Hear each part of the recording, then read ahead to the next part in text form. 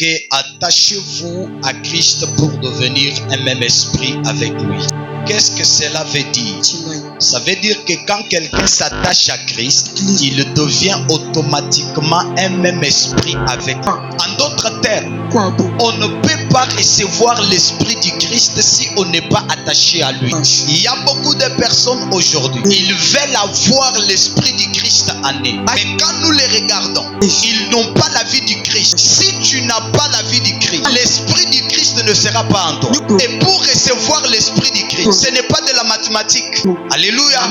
C'est juste s'attacher à lui. Du coup, son esprit viendra en toi. Voilà pourquoi le Seigneur m'envoie te dire, attachez-vous à Christ pour recevoir son esprit. Que Dieu vous bénisse. Si tu n'es pas attaché à Christ, mais tu cherches son esprit, en allant à des montagnes, chaîné, tu ne fais que des grèves de faim. Si tu pars à des montagnes, tu gênes pour recevoir l'esprit du Christ. L'esprit du Christ ne viendra pas. Mais pour que l'esprit du Christ vienne, il faut que tu t'attaches à lui. Quand tu t'attaches à Christ, que tu gênes ou que tu ne gênes pas, mais puisque tu es attaché à lui, son esprit va venir en toi sans que tu l'appelles, sans que tu gênes, sans que tu pries.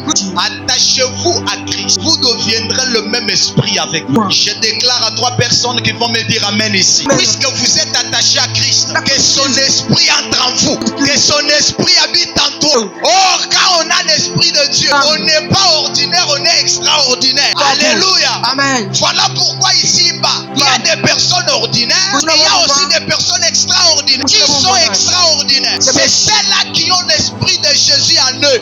Si tu as l'esprit de Dieu en toi, l'esprit du Christ en toi, et par l'apparence, tu ne représentes rien. Ça, c'est au vie des gens. Mais au vie de Dieu, tu es extraordinaire. Alléluia.